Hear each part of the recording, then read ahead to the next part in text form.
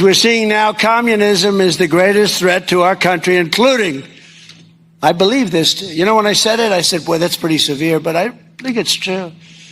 It's the biggest threat to our country, including World War I, World War II, Pearl Harbor, September 11th. I think it's a bigger threat, potentially a bigger threat than that, because it's like a cancer that spreads, and you better stop it fast. We will never let the United States become a communist country. Won't happen. President Trump from Medora, North Dakota yesterday was delivering that speech and talking about the threat that communism is to our country. Why are we talking about that? Well, I guess if you look around the country and some of these primaries that are taking place, we are seeing the Democrat Socialists of America win time and time again. The Democrats have lost the grip on their party, and it is being ceded to the socialists. Well, where does communism come in when we talk about this particular issue? Let's go to the man who can explain it. Larry Alex Taunton with us once again, host of Ideas Have Consequences. My friend, thank you for being here again with us today. I love to bring you on so I can just sit and listen to you as you educate me. It's good to have you back. It's great to be with you, Annie. So you've got an episode out right now. It's talking about communism.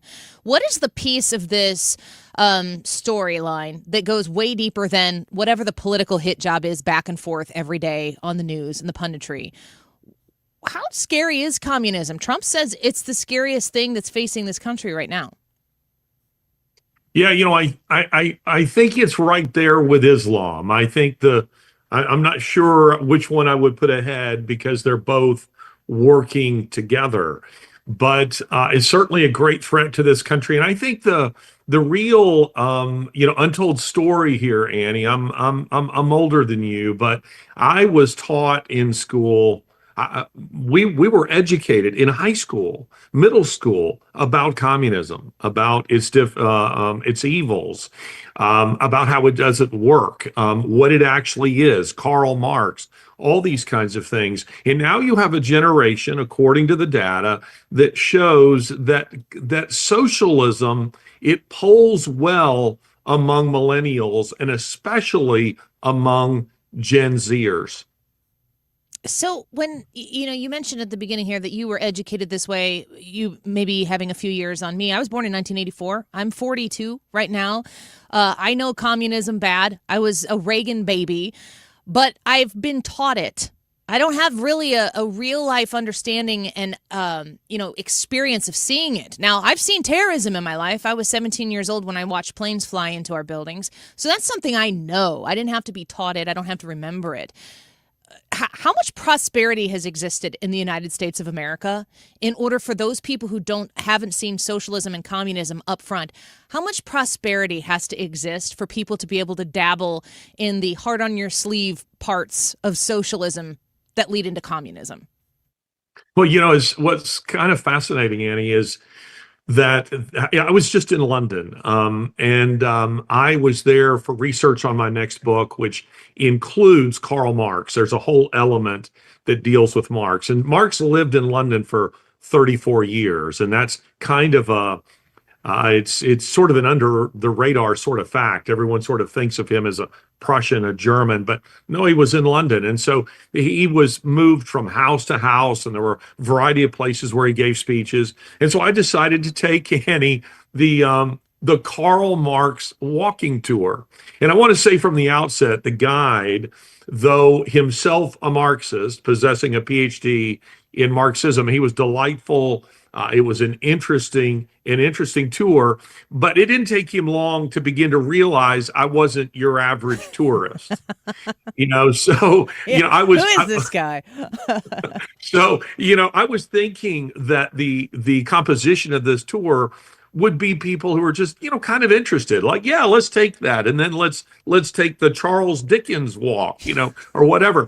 I began to sense that these people who were on this tour were mostly, if not entirely, socialists. You had the blue hair element. You had a very interesting composition, demographic of people. And then here I am, looking like Big Bird with the stormtroopers. And I'm asking all of these, all these kind of questions like, yeah, you didn't mention this. What about this? So the tour guide, he agreed to have coffee with me. And it was a fascinating conversation because here's a guy who has spent his life working towards the quote unquote revolution, in Britain, and in the 80s, going back and forth between the GDR and passing out pamphlets and still doing these kinds of things. In other words, seeing it as a viable ideology. And when we met, I said, there was a massive omission from your tour. And he said, really? Like what? And I said, well, you made no mention of the word genocide, not one. And I said, now I get it. I can already predict where you're going. You will say that it is because it's never been done right. But whether it's been done right or not, in the 20th century alone, secular regimes, most of the Marxist regimes, killed no less than 150 million people. That's more than all religious wars from all previous centuries combined. And not a footnote. and not the thing you gloss over. Yeah, exactly. And it didn't even merit a footnote in the tour.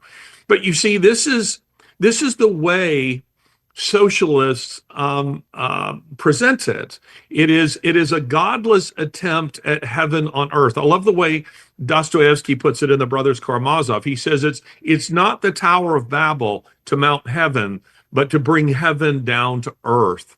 And of course, utopian societies, all of them. This is an interesting fact, Annie. Whether you go with Plato's Republic or Thomas More, who coined the term utopia, Thomas More's Utopia, his novel, all utopias, all fictional utopias, of course they are all fictional, are dictatorships of a self-appointed elitist group who sees themselves as the most enlightened, the philosopher kings, and who deserve to be in charge. It is the way they think. And they're very good at marketing it to young people as something that gives them a sense of purpose. Let's get out into the streets and let's protest. Let's be like the 60s civil rights movement, that kind of thing. And also is presenting it as fair, which of course it isn't. It never plays out that way. And having been in a number of socialist, communist countries, former communist countries, several of which I'm banned from now. I can't get into China anymore. The Cubans, I was there a couple of years ago, and their police came looking for me and took me in for questioning. This is the way they operate. They are police states. I like the way one early 20th century statesman put it. He said Russia, speaking of communist Russia, he said that Russia is not a country with a police force, but it is a police force with a country. And that's the way communist countries are, all of them. Larry, Alex Taunton speaking with us right now. I highly encourage you subscribe to Ideas Have Consequences, the podcast on YouTube as well. I mean, I feel like you've just read from just the daily headlines that are coming out of New York City right now. There's, Mayor Mamdani has said he's open to it, being the Democrats' poster child, Mr. Socialist there in New York City, who, with the warm embrace of collectivism, is now telling people to warm their homes to 78 degrees. For the collective in New York City, you want to have your AC set at 72. Well, it's not patriotic enough. You bump that up 6 degrees and become uncomfortable. How real is the threat of what you're talking about here while you're on the Karl Marx walk and, lots of historical context to address the situation? How real is it? How actual serious of a threat is it that it could happen right here in the 2020s and the 2030s in the United States of America? Oh, I think it's very real, Annie. And there's two things to address in your question. The first is moving towards kind of a police state. We are moving in that direction. We're becoming a surveillance state. And you may have noticed this with any appliances that you're buying. I just tweeted about this where, you think, gosh, my vacuum cleaner has to be hooked up to Wi-Fi. I have to have an app for that.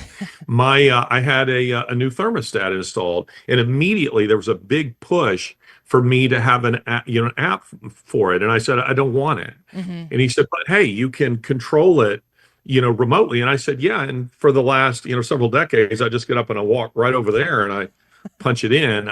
That's for you to download information off of my phone. And it's also what it does when your stove, I bought my wife a new fancy refrigerator. It can be connected to Wi-Fi. My son-in-law, who's very tech savvy, was telling me that he's got one of those little vacuum cleaners, that sort of goes around on its own. Yeah. It's connected to Wi-Fi. It has cameras in it. Why in the world would my thermostat need a camera in it? These things people think are for their convenience. They are not. My wife, I just bought her a new car. So, I didn't realize it, but I'm actually telling you what a wonderful husband I am. Yeah. I just bought her a new refrigerator and a new car. Again, a big push for an app. Yep. And I told him in advance, I don't want this vehicle if I cannot access its main functions apart from an app. I do not want your app. I'm not using your app. Yeah, but you can lock it and unlock it and crank it. It's fine. I'll just walk over to it and crank it and unlock it. Yeah. The reason for this is because the push is towards a quote unquote smart home that can be controlled remotely from a central location by bureaucrats. So in future, a Mondani won't say, set your thermostat to 78. They will do it. Oh. They will do it for you. And I'm not kidding you. This is where this is going. Second thing in your question that I think is really important is I don't think Mondani's a socialist. I don't think Ilhan Omar is a socialist. Jihadists like Ilhan Omar and Mondani and Saqib Khan in London and various others, they realized that Islam does not sell well in the West. So they cracked the code on the West in seeing the same polls that you and I see. This socialism does sell well among a younger demographic.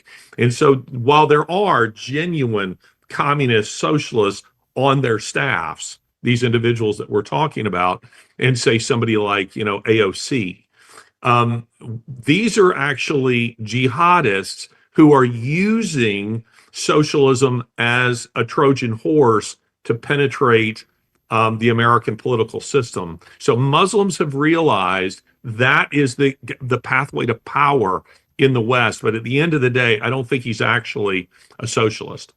We're speaking with Alex Taunton, and lots to pay attention to here. You can deep dive onto we have great episodes up on Ideas Have Consequences. I love watching your episodes there, and they're very educational.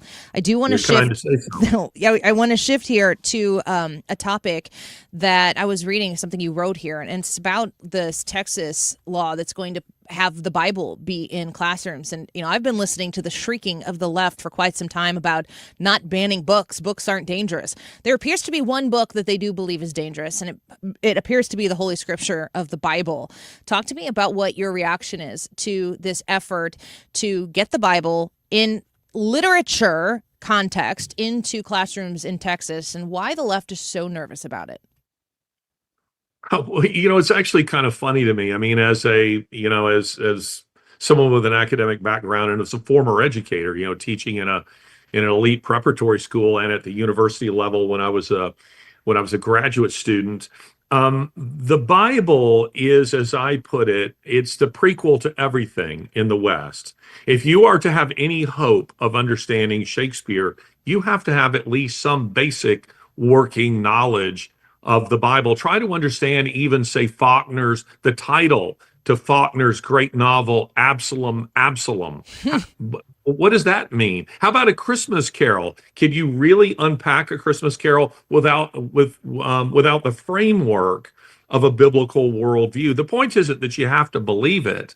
The point is that even atheists have long recognized, those who are classically educated, have long recognized the value of Christopher Hitchens, my late friend. He wrote an article about the greatness of the King James Version of the Bible. Should have included that in the article now that I think about it. But the point is that the Texas School Board included the Bible among many other things. It didn't just come out with a ruling, said, hey, the Bible, you guys are going to have Bible class. It's among many other texts. Some of the authors also included on the list are actually quite anti, Christian. You have individuals like Orwell on there, Helen Keller, which a lot of people don't realize she was a hardcore communist for a time, socialist till the day she died. And Langston Hughes, who was quite hostile to the church, and the Transcendentalists, are on there. Was a mix of Hindu and Buddhist ideas. You have Greek and Roman mythology that's included in that. Their problem with it is that the Bible is the only religious text included on the list that anybody actually takes seriously. Yeah. And that's what bothers them. They didn't have, I thought it was funny. I was looking at the Texas School Board composition to see how many of them protested drag queen story hours, which were taking place in Texas public schools. None of those that are protesting this said anything about that. So it really sort of, reveals to you, Annie, what their actual agenda is, but it's highly anti-intellectual to say you can't have the Bible as literature when it is the prequel to every. Try to unpack the Gettysburg Address, the Declaration of Independence. We hold these truths to be self-evident, that all men are endowed by their Creator with certain unalienable rights, and among these are life, liberty, and the pursuit of happiness. What Creator are they talking? I mean, you need the Bible to understand that. Context to human history, and to push it away, as you write, and I know this will be published soon, but you are talking about how it's the foundational understanding to history, and its biggest threat is that there are people who do believe it. And when you think about the reason why we've seen a lot of books be thrust into the classroom, and there are people saying, this is not what our family believes, and they're just absolutely insistent that ideology or that identity presented. How do they do that and keep the Bible out that is contextual to our entire understanding of our existence? Yeah, well, of course, the agenda is that they're fundamentally anti-Christian. So they reveal themselves to be anti-God. But again, it's more than that. My argument, if I were presenting to the Texas State School Board, would be fine if you're anti-God. You don't have to believe the text. You don't have to believe Beowulf, which is included in the text. You don't have to believe any of these Shakespearean, stories. But it's anti-intellectual to say that it doesn't belong in a high school or collegiate curriculum when it is the prequel to everything. It has defined the West. How is a kid? Think about this for a second. A Texas kid, he's not likely to see very many Vestal Virgins, though he may look for them. He's not likely to see very many temples to Zeus or Athena, but he will see the Lone Star State is littered with churches like oil rigs. And if he's to understand, why are they there? What influence do they have on my culture? What are they about?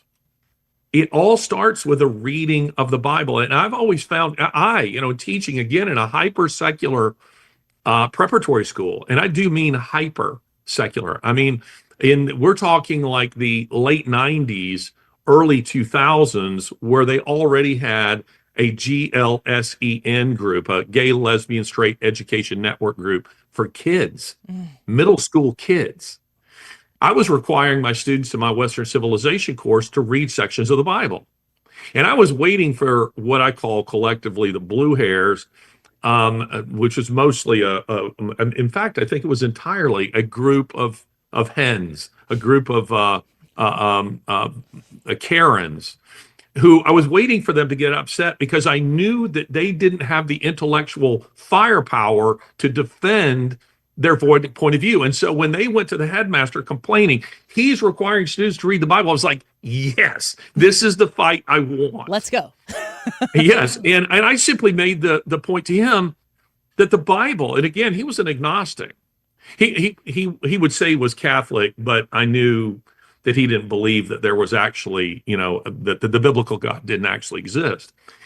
But I just simply made the point that the Bible has influenced the West more than the rest of the Western literary canon combined. Yes. Yes. And he accepted that as a valid argument and just told me to carry on and argument over. In other words, I wasn't in there teaching it as believe on Jesus Christ and be saved. I mean, I, as a Christian, hope kids would arrive at that conclusion because I believe that the text is as sharp as a two-edged sword and you can't engage it and remain neutral about it. But I did want them to read the Beatitudes or the creation story or the Ten Commandments, and then we're comparing that with something like, say, the Gilgamesh epic, which, by the way, is required. Mm-hmm. Yeah. And looking at those two together and going, now, which one of these seems a little more sophisticated than the other? What do we find that's interesting about these flood stories? We find a lot of them, you know, in the ancient world, in the Middle East. What are we to make of that? And they would begin to see, like, I taught Russian literature, and my students would come across a line in there where one of the characters, it's a pretty funny moment where he's talking about someone else. He goes, Balaam's ass finally speaks. Well, who was Balaam? Are we talking about his actual rear end, or are we talking about, you know, a donkey? Sure. And of course, that story is found in the I think it's found in Numbers, that particular story, and you don't have any context for it until you know that God opened the mouth of this donkey to speak, and it was owned by Balaam, and it's a funny story. And kids can't get that. Shakespeare, again, think about Shakespeare. It's all within a Judeo-Christian framework and loads of references to Scripture. Yeah, it's such an admission of the power of the Bible, but people's fear of it because of that power, that they will not even allow children to be exposed to it. And you were writing about it. We'll be able to read that very shortly. We'll be sure to share it. Larry, Alex Taunton, thank you for the time today. I love the episodes that you put up, the long form thought. It's a refreshing intake, and I want to encourage people to follow you on YouTube at Ideas Have Consequences, and your podcast as well. We always love having you here. Happy Independence Day weekend. Celebrate big this weekend. Yeah, I think we will. I think we'll blow some stuff up, Annie. I mean, in true why American not? fashion. I have 3 sons. They'll all be here this weekend. I am certain that there will be AR-15s involved and things of that nature. Well, so, stay safe and celebrate big, Larry. Thank you. well, you know, your color combined with mine today. Yeah. Oh, the white. Looks pretty great, doesn't it? We've got the American flag going on. Thanks for having me. A pleasure to be with you, Annie. Yeah. You're always a delight. Thank you so much. We'll do it again soon. Take care. Larry Alex Taunton, host of Ideas Have Consequences, a must-follow YouTube channel. You can check out the episodes there. I have been on his show, and we talked a little bit about the Karens when I was on there. So if you want to go look up the Ideas Have Consequences episode that has me in it, you can find that on YouTube, but I encourage you to check out all of his stuff.